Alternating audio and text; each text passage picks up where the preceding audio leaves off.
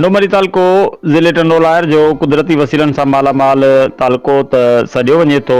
इन तालके में अॼु बि केतिराई ॻोठ तोड़े जो सदियनि खां आबाद हुजण बावजूदि बुनियादी सहूलियतुनि खां महरूम बणियल आहिनि।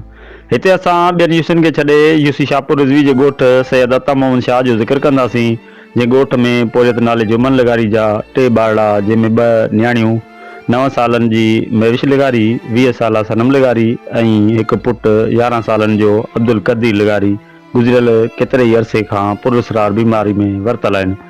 जंहिं बाबति पोरियत जुमन लगारी ऐं संदसि घर भातियुनि सिंध टीवी न्यूज़ सां ॻाल्हाईंदे चयो त पंहिंजे बचनि जे इलाज लाइ वसार वॾियूं कोशिशूं कयूं, पर संदन तबियत में को बि सुधार न अची। पर असांजी मुल्क पे संभाल कोन लधी आहे।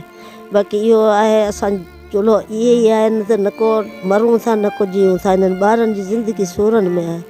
इन्हनि खरायूं प्यारियूं पर आहे त खरायूं प्यारियूं, न त कोन आहे घर में, त कुझु कोन आहे जुमन जे घर में। त पोइ अलाह ॾींदो, जेको नसीब आहे उहो मिले थो। बाक़ी ज़िंदगी सूरनि में आहे। माउ पीउ वीचारा सूरनि में, पर सॼो घर असांजो सूरनि में आहे।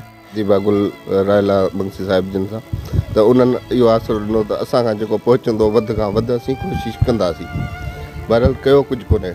बाक़ी उन्हनि इहो आसिरो असांखे ख़ाली ॾिनो। साईं जो ज़िया बादशाह जो चेयरमैन इस्माइल छछर साहिब जिन बि आया हुआ हिते, ॿारड़ा कोन ॾिठा, पर उन्हनि खे इहा हक़ीक़त जिन मां बयानु कई ॿारड़नि जी। हुननि चयो तव्हां साईं ज़िया हाउस ते अचो ऐं उते तव्हांजो मसइलो हल कबो।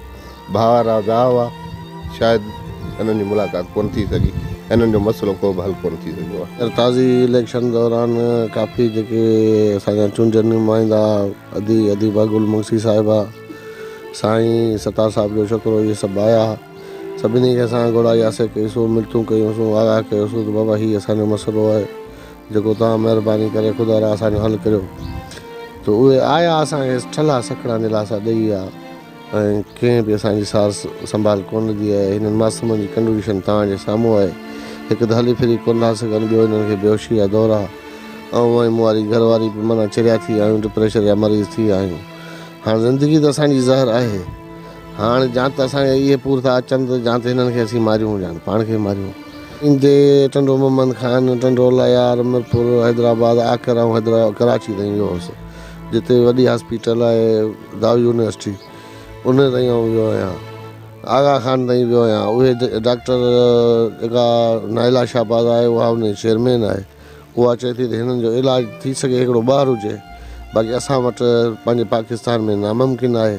ऐं बाक़ी जे असांजी हॉस्पिटल, हुननि जी हिकिड़ी हॉस्पिटल प्राइवेट हुई, हुननि चयो त असांजी हॉस्पिटल में रहंदो हिकु मंथ त असां हिननि जी जेके पूरियूं रिपोर्टूं वग़ैरह कढंदासीं त 7 खां 7.5 लख रुपया ख़र्च अची वेंदो हलियो।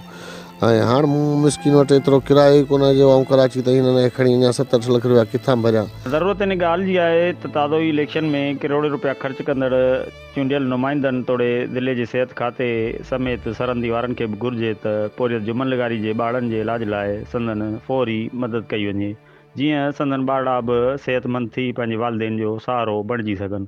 कैमरामैन नासिर अब्बास बीजे सां गॾु रज़ाली मिर्जत, सिंध टीवी न्यूज़, झंडोमरी।